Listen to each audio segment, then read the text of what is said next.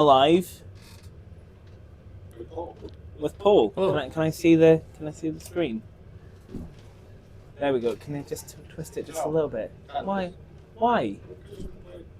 All right, fine, fair enough. Hello, viewers. It's me again. Have you missed me? I haven't missed you in the slightest. Welcome back. It's 8 o'clock. It's Friday night. It's the final night of World Flight. And we are out to take money off you to give to a very good charity, which is Mackay's Line. We're doing very well at the moment. And when we hit £2,000, which I hope we get when I'm not in the seat, we're going to do a double engine flame out. And we're going to see how that goes. So donate generously and kindly to make sure that I'm not here when that happens. But let's raise as much money as possible. So for the podcast tonight, we are being joined by Paul Mackay, who is a helicopter pilot based at Inverness. Hi, Paul. Hello. Paul has probably heard me on the airwaves causing chaos in real life, so it's nice to put a face to a voice. And yeah, Paul, introduce yourself. Hello, everybody. Thank you for inviting me to this highly popular podcast. With 14 viewers.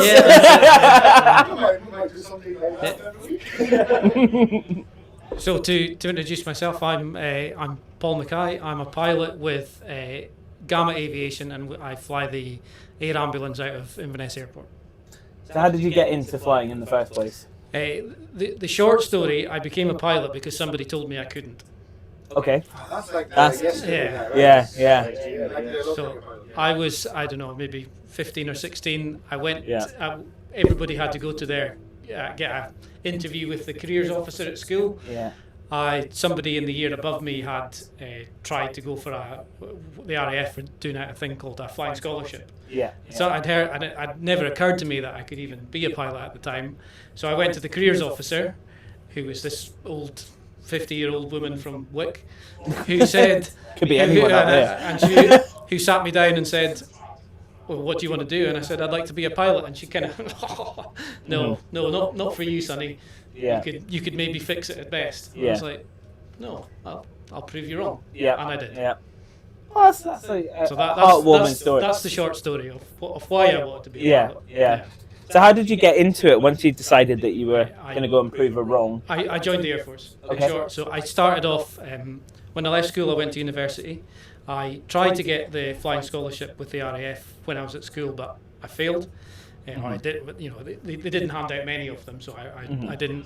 But I went through the whole interview process, and I found I quite enjoyed it, and definitely something I wanted to do. When I went to university, I joined a thing called a University Air Squadron, where it's so you join the Air Squadron and you become part of the RAF Reserves.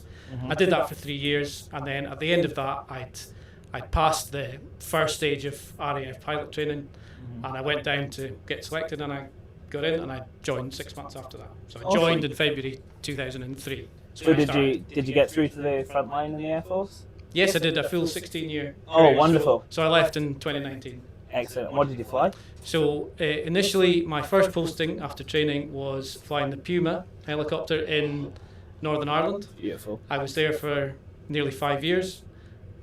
I then was posted to fly the Sea King out of Lossiemouth. Did that for over 5 years, and then I went back to the Puma at a place called RAF Benson until I left for 4 years at the end.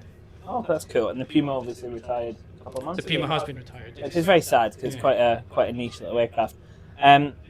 What kind of stuff did you do when you were on the Puma Force? Was it kind of general peacekeeping, humanitarian kind of stuff? So the Northern Ireland stuff, at the time I was in Northern Ireland, it was the end of the start of whatever you want to call it, the Northern Ireland peace process. Yeah. So at the time, Northern Ireland was heavily militarised, and it was the decommissioning of all the sites. Yeah. And there was still a relative amount of danger, and it was quite dangerous to move troops and police around by road, and certainly in certain areas around the border. So we used to move them around. Right. That was the main thing we did in Northern Ireland. Because you're looking at him when you're talking, so just from the.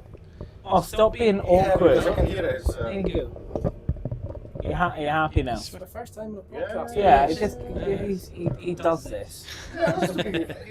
Yeah, it has to. Yeah. Well, I've lost my train of thought now. So then you obviously left the Air Force. Yes. How did you get your civilian qualification and move into air ambulance kind of flying? Well, you obviously, I have the hours from military flying. Yeah. To get the civilian license, I went to a civilian company and said, "There's a lot of money. Can I get a license?" So it took me.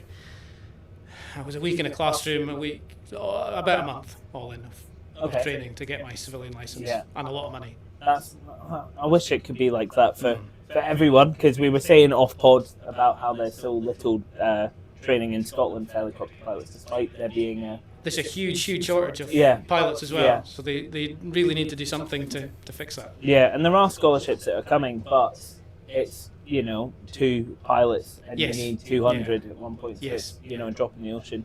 So you're over at Gamma, which flies the Airbus H145 helicopter. For a novice that doesn't particularly like helicopters or doesn't know anything about helicopters, what is it? What is it? It's a the 145 is multi-role. The shell remains the same, and just whatever you put in the back. Mm-hmm. So we've obviously got it kitted out for medical side of things. So we've got stretchers, seats, and medical kit, and walls to mount all this medical kit on. It's used for corporate stuff, so in that it's just a load more seats. The police use it, so they put cameras and various other things on it. So it is multi-role, and it's quite a, I guess it's still quite a small size-wise aircraft, but it can actually lift quite a lot, and it's got quite a good bit of endurance as well. So that's why it's a very, very popular aircraft for the price and the size. And it looks very much like the 135. Yes. What's the difference? 145 is bigger and has a better autopilot. Okay. It's the main.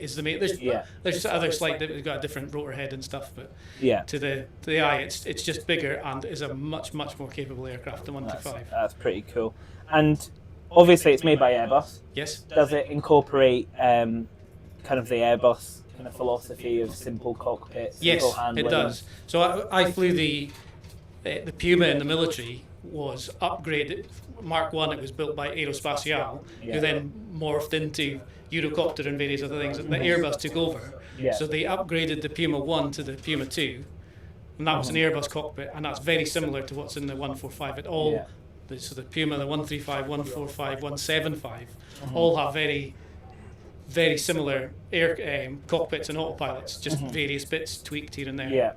And do the handling characteristics change at all, or are they all relatively similar? I have only flown the 145, right, so I couldn't tell you, but I would just imagine very similar. Yeah, and in fact, okay, if you want me to lie, they're yes, they're very similar until you fly them upside down. Yeah, and then when you go upside down, that's when it gets difficult. That's when you notice the differences. Well, we'll do that in the sim. World Flight next year, we'll do it upside down.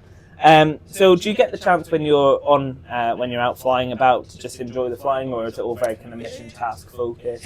Well, we go quite long distances, so we're going to places like Orkney, Stornoway, all these places that are 45 minutes flight time. So you just if it's a nice day, if it's a nice day, you're just going in a straight line, just enjoying what you see. So yes, there is time to do it. Yeah. Excellent.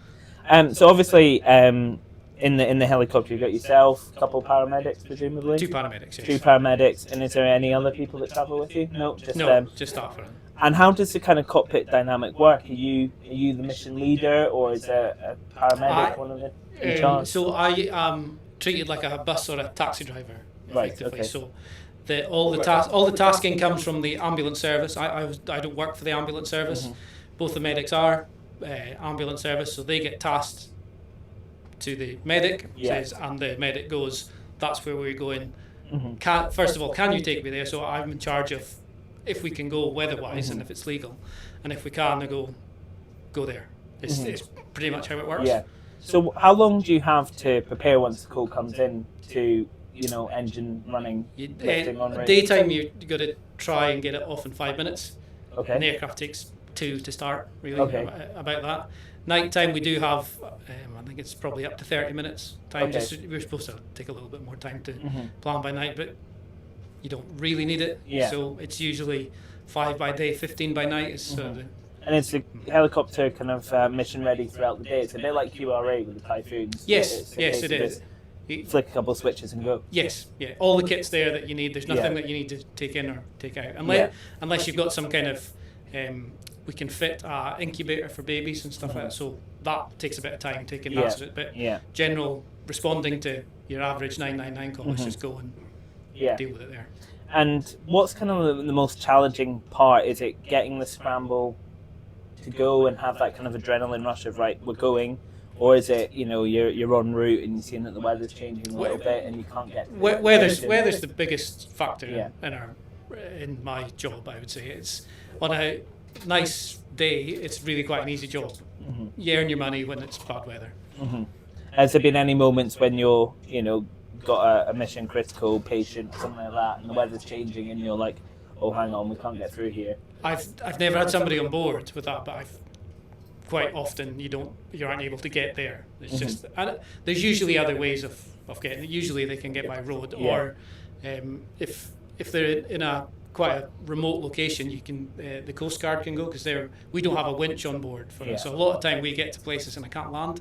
Right. So if that's the case, we just go into control and they have to task the Coast Guard and they come out with a winch. That happens quite often. And I guess that's probably something that surprised you about the fact that maybe flying in the Highlands isn't all as glamorous as it lives up to be.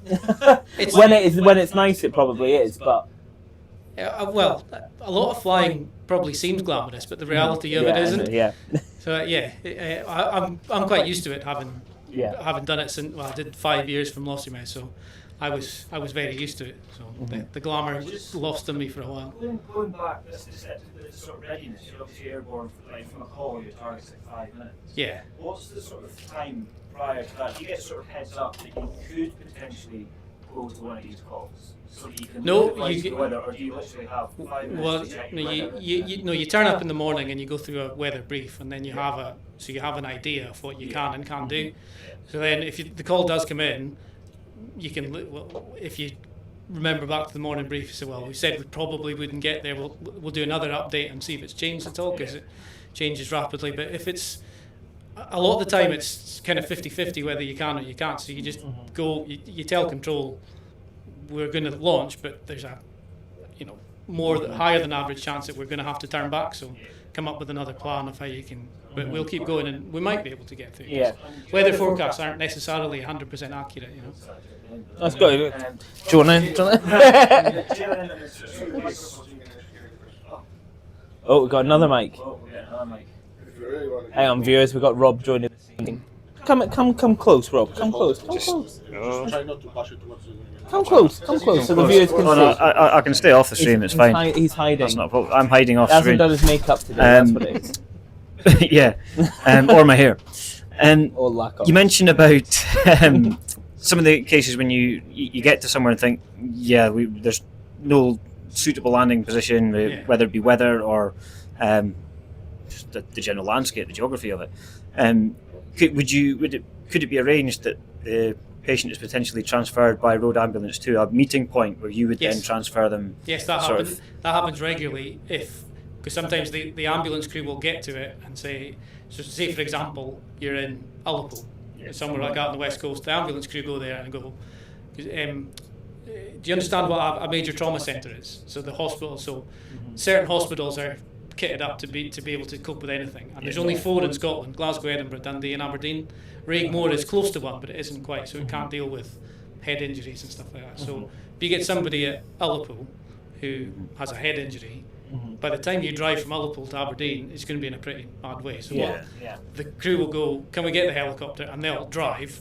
We'll fly along the road until we meet them and land, and then so that'll shave an hour and a half off their probably 2 get to Aberdeen. So rather than them and it also saves an extra 20 minutes of us flying on. It just shortens the time. So that happens quite often, certainly from faraway places. You keep driving, we'll fly along the road and we'll meet you somewhere, and wherever we meet, I'll land and you come to us. And presumably you're going to get other air traffic is probably moved out your way in that situation. Well, luckily over there there's very little. Yeah, so. Unless it's me in a Sentinel Christmas tomahawk. All right, okay. Oh. Are you fine? Am I fine? Yeah, it's just that one. All right. The other ones that we can at the moment. Okay. He's having a go at you again. I know. He's just... Oh, of course. Probably a good time to remind viewers, if you have any questions for Paul, write them in the chat. Goodness knows what they could ask. They've asked some weird stuff this week. Okay, I'll look forward to that. Yeah. I had one. What's the kind of difference in a call out that would say dictate whether you go or the Coast Guard go? Or ambulance. Yeah, or... So if it's off the coast, it's going to be Coast Guard. So Yeah. water's 100% them. If it's in mountainous terrain, like something in the Cairngorms, it's a hill walker or a mountain climber, that's almost guaranteed they'll send that, because they'll know that it will require a winch, and they'll send them. You know that pro where you see in the videos where the helicopters just hovers like this at the next side of the mountain. People just go over. And it also depends on how do I put this into words? You kind of do know the terrain, and it also depends on who they ask for. When they call 99, you get ambulance, police, or you can ask for the Coast Guard. If they ask for ambulance, it'll come to us. A lot of the time, and control will ask for our sort of opinion whether we can do it, and then we'll go probably not. At which point that goes, because it's all to do with budgets. Yeah. So if you call and say I need an ambulance, and they send the Coast Guard, the ambulance service pay the Coast Guard. Right, okay. So the You gotta ambulance. be careful what you say. So you gotta be... Be careful Yeah. what you ask for. I've never thought of it like that. No. It does get quite complicated, but Yeah. When you're in a bit of a panic, dialing 999, thinking someone's just fallen off a rock in the middle of the hills, and you think, "Oh, an ambulance." It's the first thing you say, and then there's a budget involved. Of course. Yeah, that's madness. That's I've never thought of it like that. no, neither have I. That's I mean, there you go, viewers. Top tip from Ness Aviation tonight is when you fall down Ben Nevis and you have a so ahead. Have a think about Who you're what calling. budget you want to kind of cut into.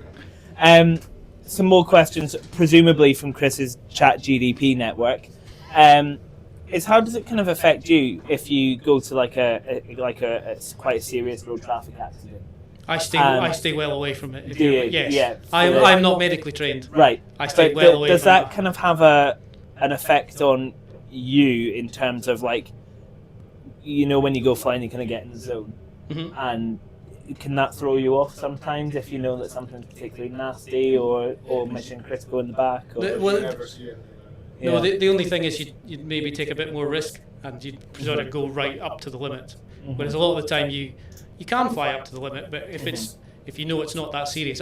We do a lot of transfers from hospital to hospital. Yeah. So the patient's already in a hospital anyway, so it can wait a few hours for the weather to get better. Yeah. If it is a bad car crash, then they probably can't wait. Yeah. So you would be more inclined to take a bit more risk and push the weather limits a bit more.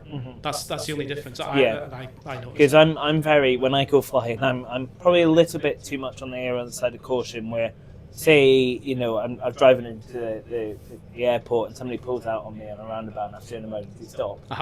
That will start grinding on me, and then something like I go into the flying school and I spill a bit of coffee, or something like that. That will then start disrupting my kind of thought process, and I'll be like, right, okay, that's two bad things that happened. All right, today. okay. Am I feeling this or not? Superstitious. Yeah, a little bit. Yeah. So I wouldn't know how I'd feel if I got Run over a black cat on the way to work. exactly. Yeah. There's a question just come in from Galaxy 11, please. Have you ever had a situation where the weather got so bad that the operator has advised a dangerous situation, and given you the choice to determine whether or not you are likely to have the ability to complete the run, or do they simply say it's too dangerous, go back? No, the decision rests on me. Right. So the people on the ground can say, it's completely fogged in, there's no point you coming, at which point we turn around. But there's no... unless we get that, we'll always go and make a decision for ourselves. Some people a lot of people like to think they know about aviation because they once watched, Highland Emergency. Remember that show, Channel 5? Yeah. They once watched Highland Emergency. Oh, I've watched all 3 series of Highland Emergency. Yeah. And they somehow think they know about flying, and they like to offer you advice and say, "Oh, this will be a good landing site for you." Well, the classic one when I worked at the flying school was I've checked the weather and I've deemed that it's not suitable to fly. And this will be some, person going up for their 40th birthday. And well, we've got ATPL qualified flight instructors here. We've got access to F214, 215, but it's all right. You've read the BBC News website and you've decided. My all-time favourite was I seen in the news somebody commenting on a helicopter crash that they witnessed, and he was like, "Well, I know all about helicopter flying because I've been an offshore worker for 20 years. So you've been sat in the back of one asleep for the best part of his life. But somehow he was getting interviewed by some news network, BBC or ITV. Yeah. Said, I could tell that was the pilot's fault because 20 years of been sat in the back of a Super Puma asleep." Or the classic one, my husband's an engineer. I've had that a few times. Okay. And I know all about the planes. Say something unfortunate like the tires burst and we just don't have a replacement and that needs to be shipped in. It'll only be a day, but we've had to cancel a flight in the afternoon. So you dumb it down a little bit and you say, look, unfortunately, technical error with the aircraft, whatever. And no, I want you to tell me exactly what it is.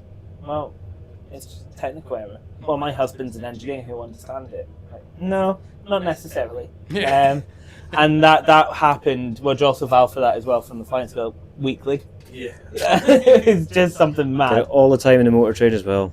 My cousin, my brother, my husband, boyfriend is a mechanic, and you're like, yeah, okay, get him to fix it then. Yeah. Do you kind of ever have a situation where you've gone to an incident or waiting on something and somebody's kind of come up to the helicopter for a look around and you're like, no, we really need to kind of go now? Yeah, I'll always sort of. You get a lot of kids coming up to want to have a look, so I'm more than happy to show them around. But I do say before you go, look, I'm going to have to. At some point, I'll have to kick you out. So So just do they take it all right? Yeah. Oh, it's fine. Yeah. No, as soon as you see, somebody in a stretcher coming, they tend to run away. That's quite funny. And how do you find working in a crew compared to the RAF days when it was a full RAF crew versus now when you've got kind of civilians? It's so the RAF was either three or four, and it was always twin pilot. So this is the first time I'd flown single pilot. So one of the medics is sat in the front with me, but there's no controls. It is single. Yeah, single pilot. So there's only one set of controls. So it is just me. So we do have this sort of semi kind of CRM thing going on, but it's very different to multi-crew. The medics get a very short course that they get, and they kind of expected to pick up the knowledge as they go on. So some of them understand it to a very good standard. Some of them know just enough to get by. So it's quite different when you're doing maybe sort of more complicated pilot stuff. When you had a co-pilot before, you could talk in pilot language. Now you have to talk in sort of layman's terms to them. Some of them will understand, some of them will just look at you like you're just throwing horns or something. You do have to kind of explain it in a normal way. Yeah, it's like doing trial flights and things at flying school where you kind of have to, you want them to experience it, but also you can't kind of go over their heads. You have to keep it. So now you said what I was saying, one on the pilot. I've got a question. So there's no cyclic at all on the left side? There's no controls at all. Not at all? No. Are there models with dual controls on the H145? All of them you can fit the dual control for training, yes. So I could still do my simulator with two controls, right? Just wouldn't look different. Because I've got obviously one just now. I don't want to get a second one, but you say you don't need one. So well, the thing, all the simulators are fitted dual control. Oh, okay. Okay, so that's fine. Now I've got a question as well. Well, we talked earlier when you were testing the helicopter, the simulator I've got, and you showed me a picture of that you had to go to Kingors and it was foggy and cloudy and mountains and everything. How do you land in those conditions? Obviously, you've got your instruments and you can see terrain maybe, but... You can't land in fog. Okay, well it was a low cloud. It wasn't a foggy, it was a low cloud, right? So, but you've got obviously mountains around as well, so if you can't see them in the clouds, you just literally use your terrain radar and stuff like that. No, you have to be able to see what you're doing. There's no sort of. Okay, so it was looking worse from where you landed than where you were actually approaching. So if you're going into mountains, you either have to go over the top to safety altitude or stay in sight of the ground.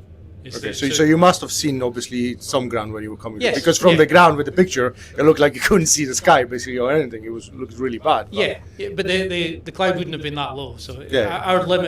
our limit's 500 feet above the ground. It's as low as we're really allowed to fly. So cloud has to be higher than that for us to do anything. Good. Another one of Chris's ChatGPT questions was, how did you decompress after a long or a difficult shift?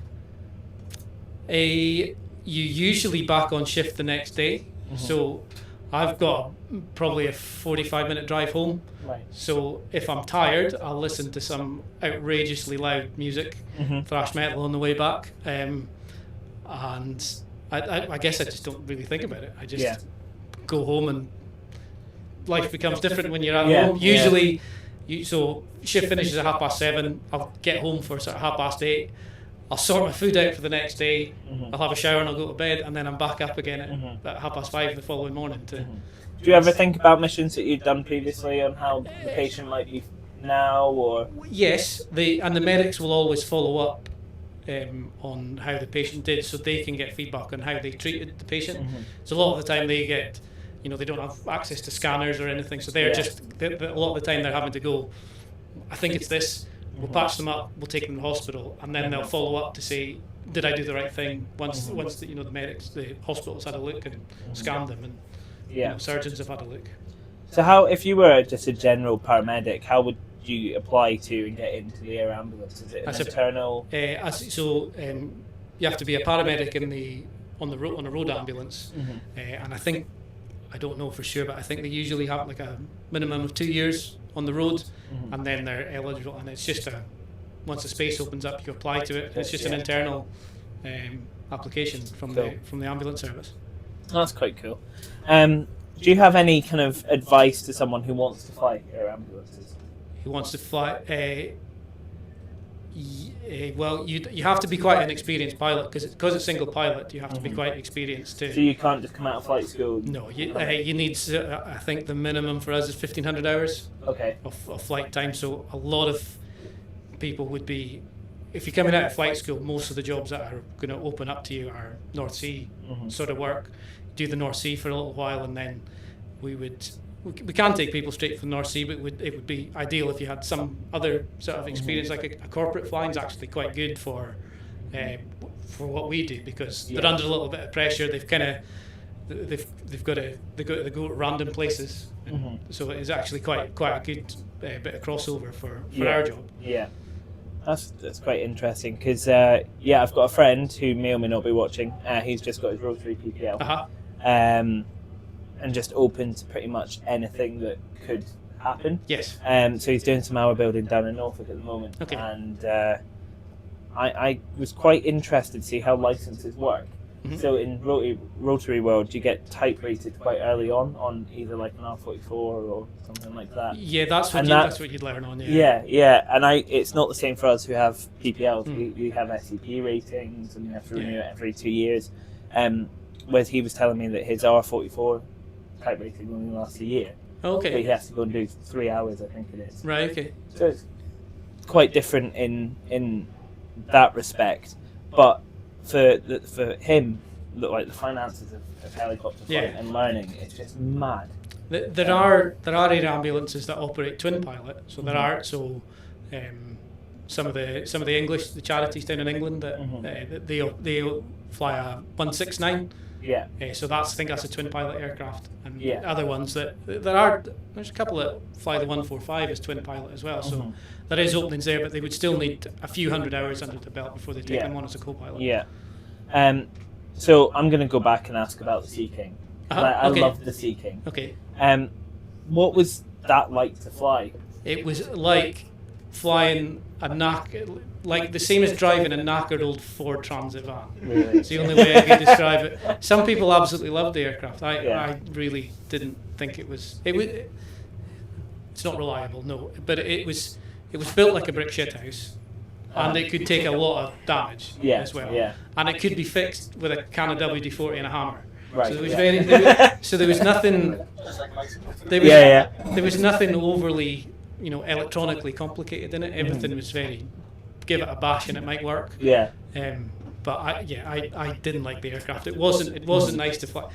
Somebody gave me an analogy of how you would describe a Sea King. So a Sea King, in terms of flying wise, is like in rugby terms, it's like a prop forward. Me. Yeah. Yeah. So a prop forward is good for the scrum bit, where you want something big, squat, and solid, and is strong and is able to do that. All me. Outside of that, it's just a fat bloke running about a field. So that is how you describe a prop forward. No offence to your physique or anything. And that's what a Sea King was like. A Sea King was good at hovering and nothing else. See, when you put a Sea King not hovering, it was useless. But at hovering, it was the best aircraft around. Yeah. So it was good at that. But then actually flying it, useless. Yeah. How do you find search and rescue versus air ambulance? I find I prefer air ambulance. You used to do your missions are shorter in air ambulance, which is better. When you did search and rescue, the searching bit in the search and rescue could be quite frustrating and lengthy, and you weren't always very successful as well. So you used to spend lots of time searching the coastlines and hills and with no luck at all. Yeah. At least with air ambulance, there's somebody there. Yeah. With the search and rescue, you didn't always know they were there, and you didn't know where they were. That's the main difference I find. So I prefer the sort of certainty of the air ambulance as opposed to the search and rescue. So I've got just two questions that are kind of opposite ends. But while you're on the subject of the search and rescue, were you on the Sea King when you still had like SAR cover from like the Nimrods and stuff out of thing, or were you still on Puma? Because you say you went from Pumas to Sea Kings. And then, did the Nimrod have SAR cover? I can't remember because they then I know they changed to having a Hercules on standby. Yeah, when the Nimrod was retired. Rather than the Nimrod, I can't remember when that was. Because that would have been about 2011. Because my dad's ex-Air Force, flight engineer on the Nimrod, so he mentioned all the times that they were on SAR cover, SAR standby, and waiting for the scrambles.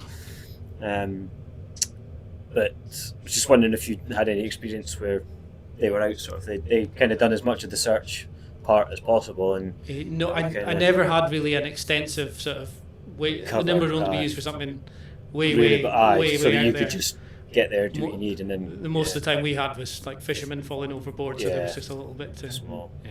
And then back to the air ambulance. You say that because it's obviously single pilot, you obviously need quite a number of hours. Would that be like 1,500 hours on type for? No, just on helicopters. Just on helicopters in general. Yeah. So the average type rating for. I had 0 hours on the 145. The company gives you your type rating on it. So. And how long does the average type rating take for that then? I would say type rating, a week and a bit of ground school. So probably three weeks, and then you probably got your rating, and then you do line training on when you come to the unit. How does it work if it's not got twin controls and you're doing your line training? Is it you put the controls in? Right. Yeah. Okay. So the aircraft comes and it gets a box with the extra controls, and the box just sits in a hangar until we need it. Yeah. No, that's pretty good. I never thought of it. It takes a little while to fit the control on it. An engine. You can't just. Well, I'll have a go at this. It needs an engineer to do it. Going back to the search and rescue thing, did you ever do a flight, way offshore, and as you've been kind of coasting out, just thought, this doesn't feel particularly great? The longest one I went to was to an oil rig anyway, so at least, and they all have fuel as well, so it wasn't too bad. Oh, they're collecting fuel, so I'd hope they have fuel, because it's the anniversary of Piper Alpha the other month. And obviously that was a long time before you, but it must have been an absolutely immense kind of because I think it was Lottie Seeking went out to that, and they said they took off from Lottie and you could see the globe on the horizon out of Lottie. That must have been insane. It must have been like that on the sim.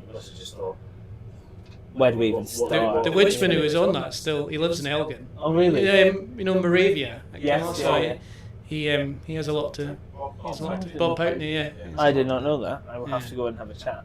Yeah. That was. Well, there's your next guest for your podcast. Well, there you go. We'll get him here next year. No, because my dad was at Kinloss as well for a period in the ops department. Okay. So I kind of relate to where Rob was talking about the ops cover and the top cover and things like that. So going back to some of the ChatGDP questions, so you basically answered what's your favourite thing about the job at Inverness at the moment? I like flying where I grew up.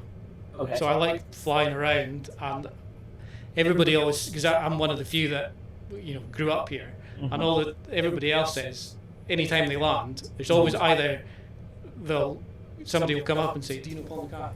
Yeah. He said you're either Yeah. related to or know everybody that we ever tell. So every random place that we go to, I'm either related to, or I went to school with, or I played football with, or I work with. There always seems to be someone somewhere that I seem to know everywhere I. And have you ever had go. one of those people that you've had in the back of the helicopter? Yes, I have had a few. Because yes. I would have thought that'd be like a conflict of interest type kind of weird thing, but I suppose if it's the kind of the lot you draw and you have to kind of go with it. Well, I don't have to do the medical side of things, so I just sit in front and drive. And there is a little bit of a bulkhead between me and the patient, so I can't see what's going on behind me. Yeah. So I just wait up. Hi, Paul. How you doing? and you can. Yeah. And God, it's him. No, we're not. And going. you can isolate the intercom as well, so you're completely cut off. Yeah. So the medic that sits beside you, does they go in the back when the patient's If in? the patient's serious, yes. Right. Okay. If not, if just one can deal with it, then it's like that. the back in flight? No. Very dangerously, but they could. Yeah. I mean, No is the answer. No, we'd land to get that happened. Is there a memorable kind of mission that you had that maybe turned out successful, or something that you can reflect back on and say, well, I should have done that? Or A lot of them turn out successful. Yeah. A lot of them. Air ambulance stuff. or whatever. I had this question. My daughter was acting as my questioner. So when you sent me the question, so she asked me this the other night, and I said the one thing that stands in my head of all the things I've done over 25 years of flying is this was on search and rescue from Lossiemouth, and we got sent to a passenger overboard from the Aberdeen to Shetland ferry, and it was just off Wick as it was going past us as we went to. We got there, the ship had rescued the guy that had fallen off with their own little rescue boat. Right. Just got him on board. We put the winchman down, got him in the aircraft, and as the winchman ripped over to do CPR, because obviously had been drowning, there was £50,000 cellophane to his chest. Oh wow. And it was like, something's not right there. Yeah. When we landed at Aberdeen Royal Infirmary, we were met by the police. And I said, No way. Smiling, he didn't fall. and then we so like, what's going on here? We'll tell you later. And it turned out it was somebody that was known to the police, was a drug smuggler. So I never found out had somebody caught him, thrown him off, had he jumped or what happened, but had £50,000. Wow. So apparently it's quite a common route for smuggling drugs. Is Aberdeen to Shetland ferry. Well, I watched Shetland, the BBC series. Yeah, it's all based on that. That's mental. Is there anything? You go on. didn't have a wish. That was in a Sea King. Yeah. I was going to ask as well, is there anything you'd still like to do in aviation? Like, is there like a bucket list item kind of thing you'd like to do? My favourite kind of flying is mountain flying. So I'd like to go and fly and properly. When I was we did an exercise in the Pumas, and we did an exercise in the Atlas Mountains in Morocco. Oh wow! And that was brilliant. So I'd really like to fly somewhere that's very challenging, sort of mountain flying like that. That's the sort of one thing that I'd like to do. Yeah, no, that's cool. There's a video that I don't know if you've seen it. It went viral, I think, last year, and it was the tourist helicopter out in the Grand Canyon, and they've got this kind of influencer type with her phone at the front, and he's playing up with, I think it was a rotor brake or something. Oh yes, yeah. I did. She goes to grab it, and he kind of slaps her down and says, swears, I think, and makes it all quite a big scene of it. Yes, I did see that. How would you kind of assess that situation? Would you do the same? Absolutely. Like, grab her and then would you carry on the flight, or would you put it down and be like, get out?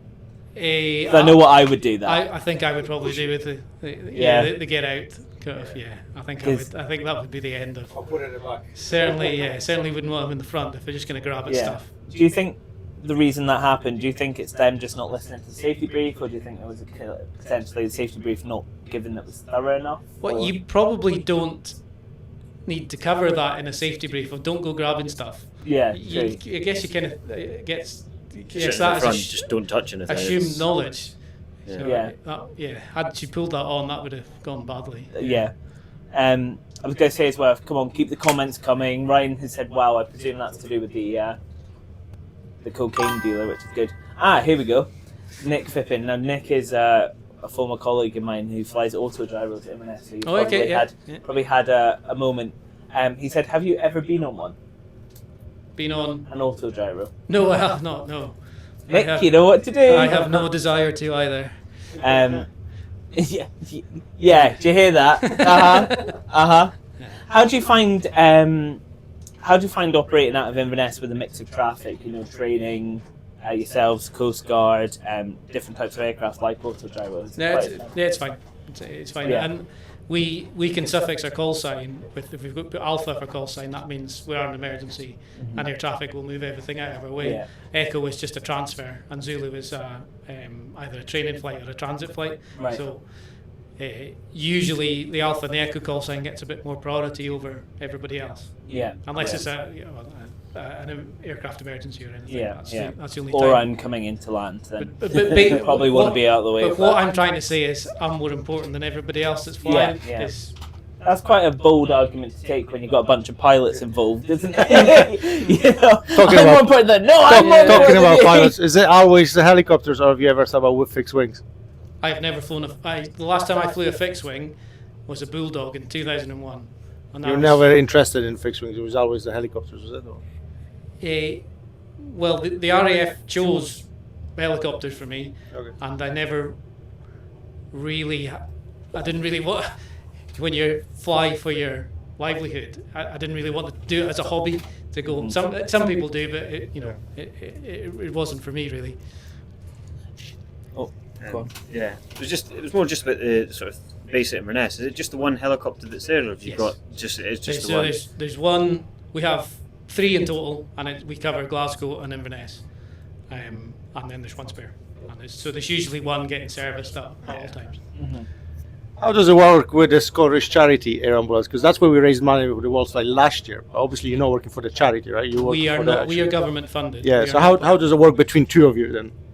Like who gets a call, or whoever's closest? Okay. Generally, so the charity is Aberdeen and Perth. Yeah. But they're daytime only. Okay. So whereas we're 24/7. They do 12-hour shifts. I'm not sure what times they work. Whereas we are permanently. We have day and night. So you're just Inverness. Where's the next one, or is it just Inverness? Inverness, Glasgow, and then there's Aberdeen and Perth for the charity. Okay, so it's okay. So you Inverness, Glasgow, and then Perth, Aberdeen. Yeah. So you're kind of doing this side of the coastline, and then almost makes sense for them to do like Aberdeen side, really. Yeah. Unless you do transfer, obviously. Yeah. Okay. Because they also have the search and rescue, oil search and rescue at Aberdeen as well.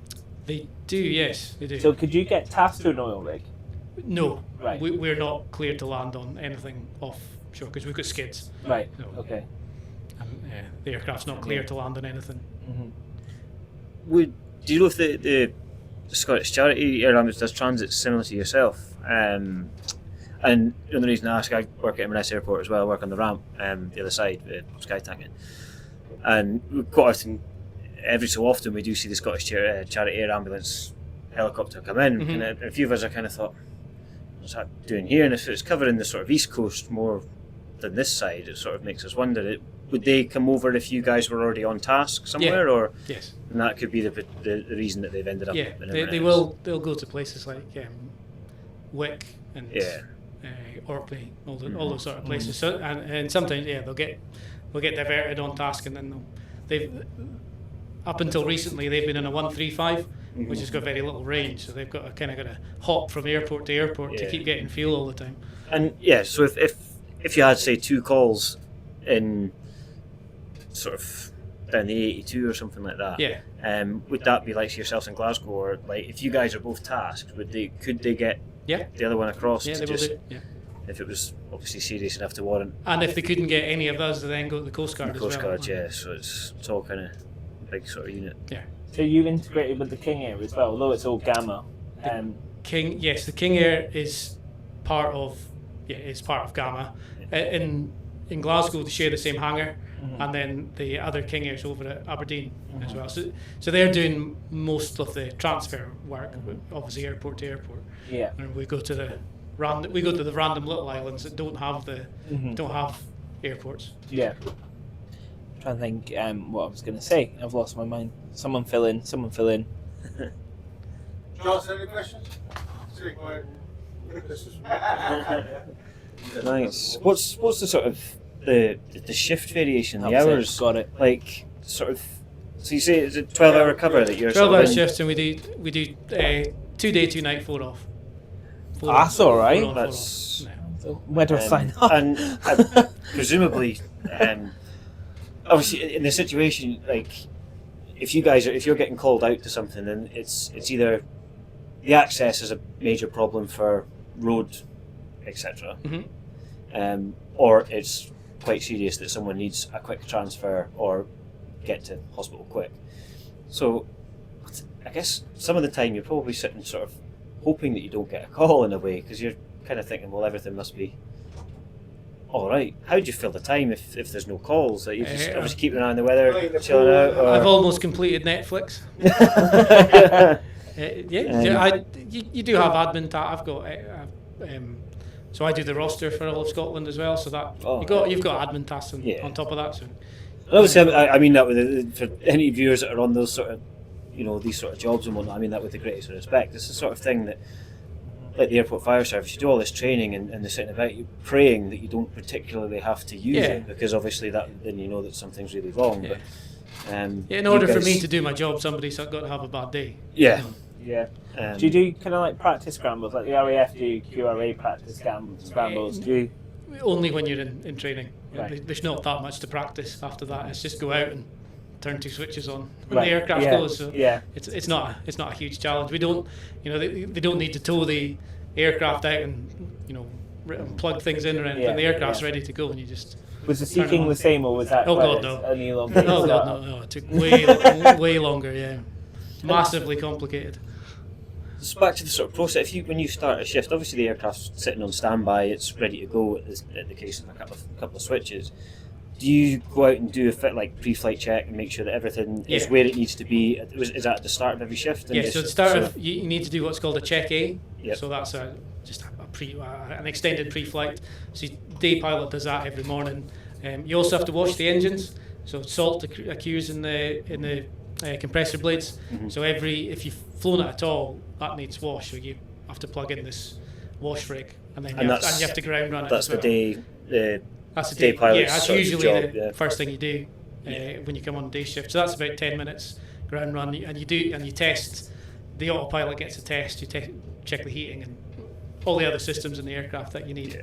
The medics go out and they do a check on the defibs and all these, check the batteries and everything works. So. Do you get a stand down time when you come back from a call to kind of refuel, restock? It doesn't take too long. Fueling's 5-10 minutes, so but there's no set time. If it's something urgent, then there is no set time. If it's something that can wait, then they'll give us half an hour or something just to reset.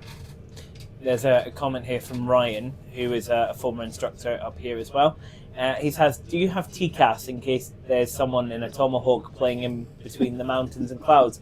Craig. No, I wouldn't dream of flying a Tomahawk. I'm meaning more Chris or a particular Ryan line grid. We have ACAS. We don't have TCAS, so it's not quite as good. But yes, we can see on the screen where everybody is. Yeah. So we can't see gliders. So it's got to have it's got to have a transponder in order for it to work. Yeah. So that's the Sky Echo kind of bits as well, because we used to carry them. Do you use supporting software like SkyDemon? We use a thing called ForeFlight. Right. Okay. Which is actually quite good. Yeah. And we can program that into, and it just we can record all our landing sites on that. So a lot of the time, if you're tasked to a place, you can, best places for us to land are like football pitches. So you can set in the foreflight, like that's where if you get tasked to here, and you can't land exactly at the site, land there. Yeah. So foreflight's quite good. Have you had any kind of hairy situations that you can actually talk about, or really challenging like landings and approaches where you're really satisfied that you actually did that really well in that? You remember? I don't think I've nearly died, but nothing overly. Chris is talking from experience here. Oh, really? Well, you do get things that challenges, especially the night stuff, because that's all done on night vision goggles. So that can that's pretty cool. That can be quite hard, yeah. Do you have any instance where it could be, a semi-high profile kind of accident, like a big road crash or something, and there could be, some idiot out with a drone trying to film it, or I've not seen a drone. Not at anything nasty. I've seen people have drones all over the place. Yeah. You go and land, and there's just somebody with a drone. So you just go and speak to them and say, "Do you mind? Do you mind landing that when I'm not having it airborne?" And people are usually smart enough to not need to be told that. But I have noticed that in the last few years. I've lots and lots of people have drones. Yeah. It's quite frustrating. I've also had I was sat in the back down in Dundee, but we had a laser strike, and that was that was pretty exciting. It's just like what's that trying to achieve? Have you ever had a laser strike or someone do something stupid like that? I have in Afghanistan. Yes. Okay, nice. Yeah. I think they like their lasers. Yes. Yeah. No, from a family whose parent did a tour of Afghanistan. Yeah. What was I going to say on that as well? Have you seen the video of the police helicopter where they're doing a search for someone? This guy starts flashing his laser at them. Yes, I have. And they send the police round to his house. And they just send it. Yeah, and then they go to the guy's house. He says like, "Oh, it's not me. Got no evidence to suggest it's me." And they're like, And they point up at the helicopter. it'd be like, look up there. It's quite a big fine if you get caught. Yeah. I think he did time as well. I think. Would you ever transfer over to the police and do the police helicopter? No, this is a better job. Right. By quite a long stretch. Okay. Yeah. What would you say is the difference in? Well, obviously, it's one's air ambulance, one is law enforcement. But is there a difference in kind of what you? I've not done police, so I can only go on people that I know that have done it. Yeah. And anybody that I know that was in the police has transferred to do air ambulance. Must be like fast speed chases and. I've never known anybody to go the other way and go from air ambulance to police. It's always been police to air ambulance. So that's got to tell you something. Yeah, even trading off the gossip is worth. Yeah. Maybe as a last question for me, if you weren't gonna do helicopter pilot, what are you doing now? What would you be doing? What would be the other choice as a career? Be a professional footballer. Okay. At 45 years old. So I could do that. I've seen the Inverness team these days. Go on, Greg. Money Ronaldo's do that, right? Yeah, exactly. Yeah. What was the? There's a silly video of him going around this morning. I think it was Piers Morgan touching his arms. I was like, what? Yeah, we don't do that. Us pilots are close. So I'll go back to the kind of closing bit of everything. So we've talked a lot about your kind of stories and stuff. But is there one particular moment from your entire career that's kind of stuck with you? The drug one. You can't beat that. That is the first thing that pops into my head every single time somebody asks me. Yeah. Have you ever flown any like high profile people, celebrities? Yes, I've flown Tony Blair. I've flown Gordon Brown. I have flown 2 foreign secretaries. I went through my SAR course with Prince William. Oh wow. Okay. Yeah. Just phone up Big Willie. Yeah. I'm trying to think who else I've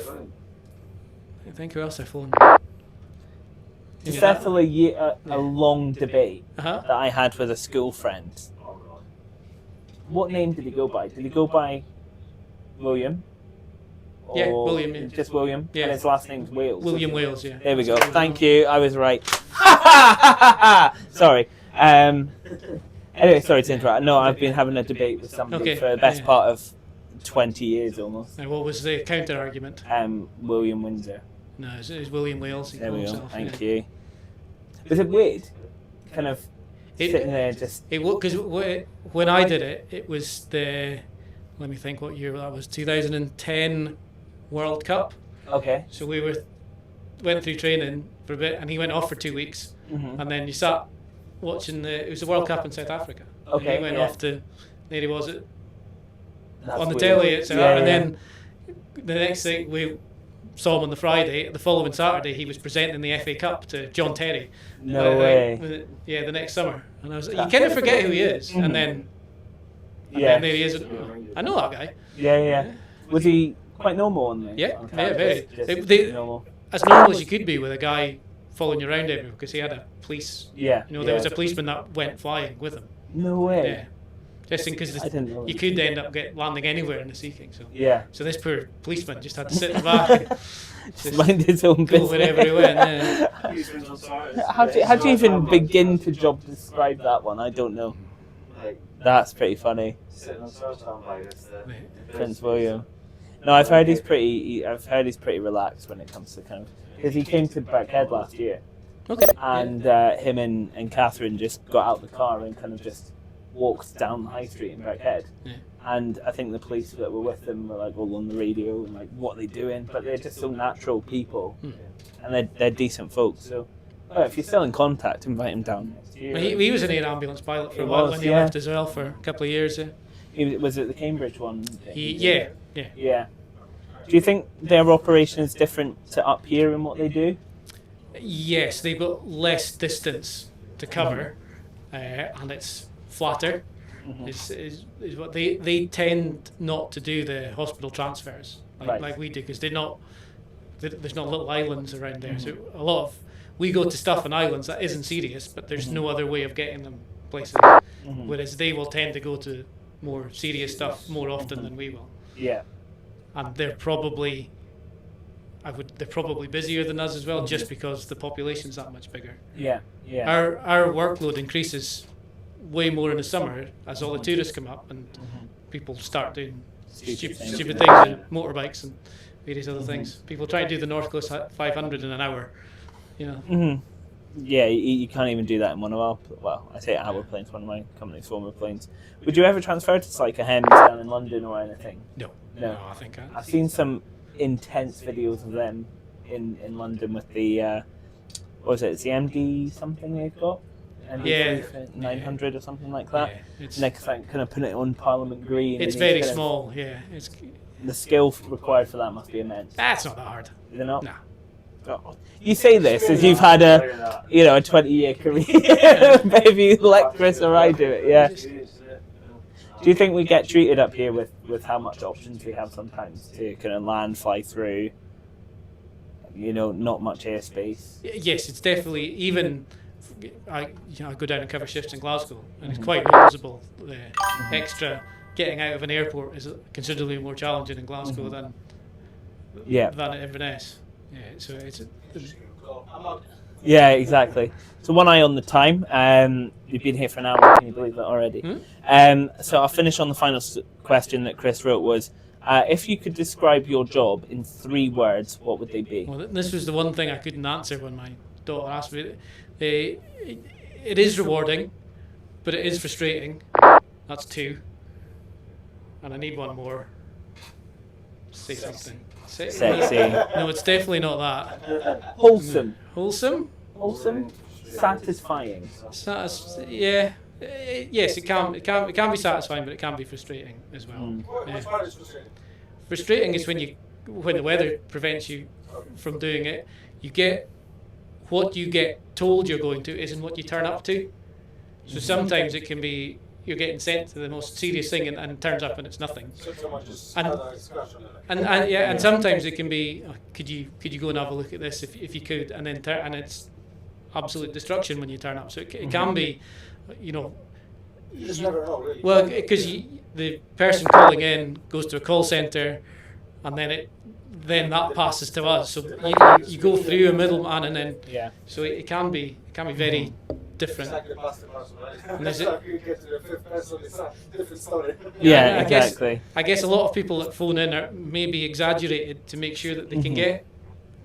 You know, there's can be for less serious stuff. It can be quite a long waiting time to get an ambulance. So Yeah. a lot of the time it can be, oh my God, this is so serious, and you turn up and it's not. So. I've watched Ambulance, and I think that's a really good idea of how they categorise the calls, and it needs to be quite interesting to get the hens out. No, it doesn't. Not always. We just have to be the sort of first. If it saves a significant time, so again, it doesn't have to be serious. It just can be where it is. It can be the overriding factor at times. So certain, I've gone to islands in Orkney, and it's a broken arm. So if that was on the mainland, we'd never get sent to a broken arm. Yeah. But because they're on a little island, there's no other way of getting them off. So we've got to go. So in that situation, would you just take them to Kirkwall? Yes. Right. So it's not a full trek. Galaxy 11 plays. We'll have this as the final question. When you first signed up for flight school, would you have liked to have flown fixed wing, or was helicopters always the dream? I'd quite like to have flown a jet. Tornadoes were the main aircraft back when I joined, so I would have quite liked to do that. But thinking back to when I was 21 at the time, so I probably wouldn't have passed the training. I struggled enough to get through the military helicopter training, so I think I did all right where I am.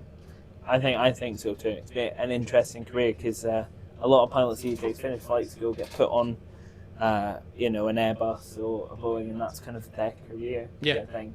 And it's nice to talk to somebody that's got a bit of background and a story to tell. So, any final words from the gents in the room? No, we've been on for an hour and 3 minutes. So, it's saying on the bottom, So, it's been quite good, hasn't it? But thank you both for coming in and having it's pilot, you see, to the moment. But thank you for coming in and having a chat to us. Cool. If anyone has any questions that they'd like to add a wee bit later on, feel free to drop us a message and we'll make sure Paul gets a chance to answer them in some form. The only podcast I'd ever watched before this was Joe Rogan's. I was expecting some conspiracy theory, I was told I wasn't allowed. You're not allowed to go through. They told me. I mean, if we want to get involved, we can I have been trying to get politics on every single podcast. So. Don't take the vaccine. Yeah, exactly. But thank you again for coming in. No, thank you for inviting me. And we'll see what chaos can happen next. Yes. You in for the eating challenge? No, thank you. No. I just come from Nando's, so I'm okay, that's better. Still sweating out the chicken. Don't fancy the cod roe that's on the Absolutely not. Okay. Chris can't wait. Yeah.